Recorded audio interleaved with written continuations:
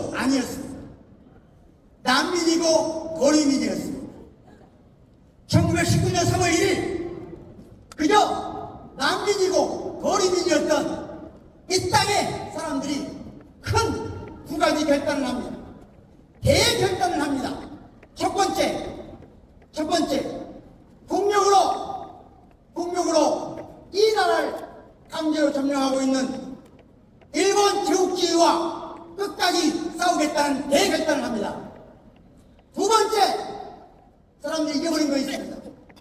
두 번째 결단은 뭐냐면 제 나라 국민조차 이 나라 국민조차 지키지 못하는 무능한 황제의 대한제국과 작별하겠다는 대결단입니다. 그래서 대한민국 국민들은 그날 새로운 나라를 만듭니다. 일본 제국주의도 아니고 대한제국도 아닌 어떤 나라를 만듭니까? 대한민국을 만듭니다.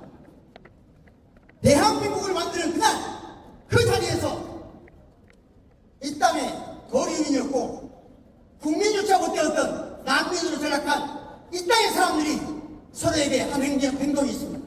무엇일까요? 따라해보고 있습니다. 그날 우리는 모두를 향해서 만세를 불었습니다.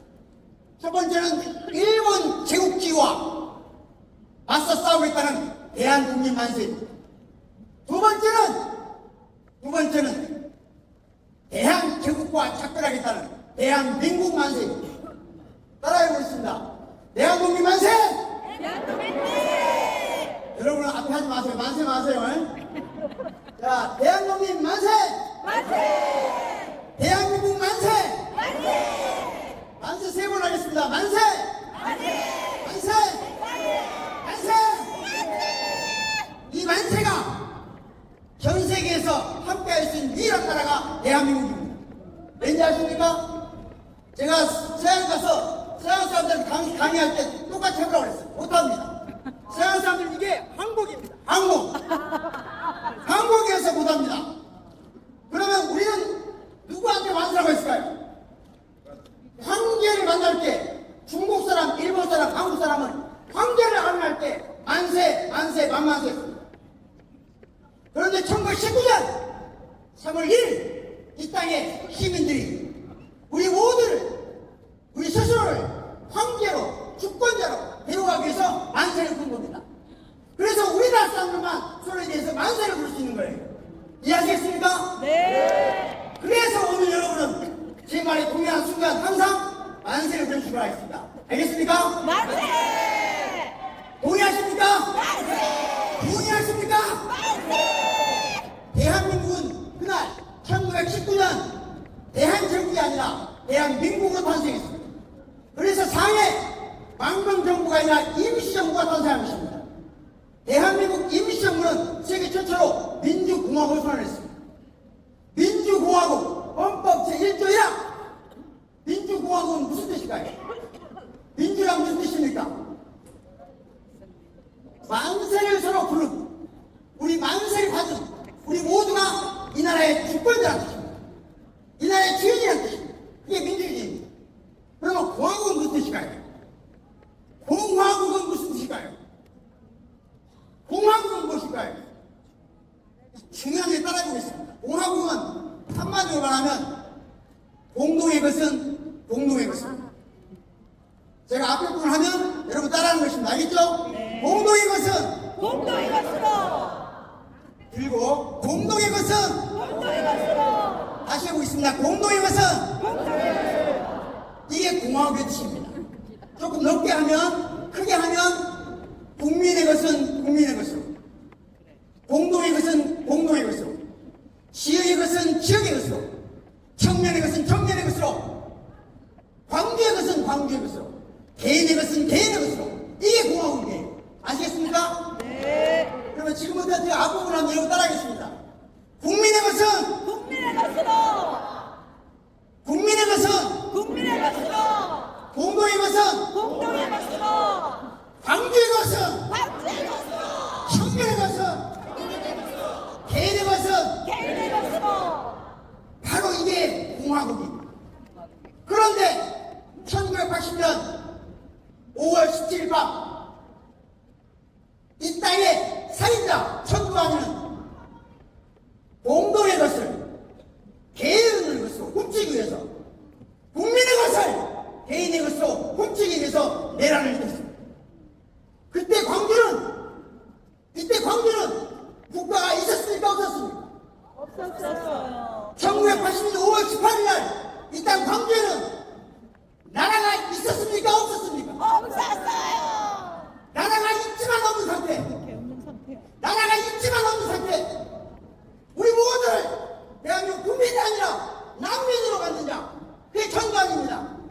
그래서 광주는 1919년 4월 1일 이 땅 한반도와 똑같은 오로지 홀로 우리만 남은 상태가 됐던 것입니다. 이해하시겠습니까? 맞아요. 그날 간절한 마음으로 1912년 이 나라를 구하겠다는 마음으로 법치주의를 지키면서 대한민국을 가지고 있던 3.1 운동의 독립정신과 마찬가지로 이 땅 광주도 1980년 5월 그 누구도 법치주의를 파괴하지 않았습니다.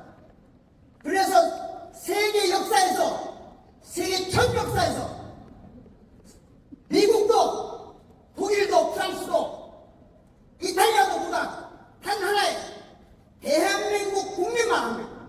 민주주의와 법치주의를 조화시킨 광장의 민주주의가 하늘에 빽 타오르는 그 순간에도 법치주의를 지킨 세계의 유일한 나라가 있냐? 바로 이거 광주입니다. 동의하십니까? 동의하십니까? 동의하십니까? 그리고 2024년 12월 3일 다시 공화국의 원칙 즉 공동의 것은 공동의 것으로 국민의 것은 국민의 것으로 개인의 것은 개인의 것으로 그런데 대한민국의 권력을 개인이 훔치려고 한 다시 한번 내란이 일어났습니다. 그 내란을 이겨내기 위해서 광장에 모인 이 땅의 젊은이들 피차혁명을 이끄는 이 땅의 젊은이들이 1980년 5월 18일 광주의 시민들처럼 민주주의를 외치면서도 절대 법치주의를 파괴하지 않았습니다. 이게 세계 역사에서 유일한 나라입니다. 그게 광주입니다. 그래서 이번 내란을 종식시킬 수 있었던 것은 그날 1980년 5월 이 나라를 지켜온 광주 시민들입니다. 동의하십니까? 그래서 여러분에게 마지막으로 외치겠습니다. 대한민국 헌법을 파괴한 자들이 아직도 권력을 장악하고 있습니다. 이 내란을 완전히 종식시키려면 일단 내란 우두머리 수백 윤석열을 파면하고 나아가서 그들로부터 권력을 완전히 빼앗아야 됩니다. 동의하십니까? 동의하십니까? 동의하십니까? 그래서 마지막으로 외치겠습니다. 광주는 대한민국 헌법의 심장이다. 동의하십니까?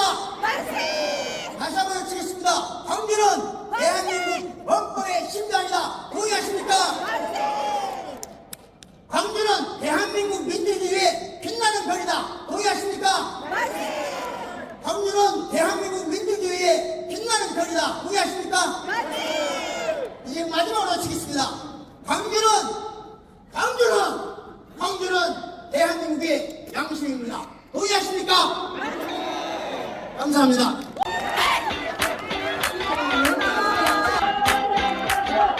감사합니다. 우리의 결연한 의지를 다시 한번 다질 수 있는 시간이었습니다.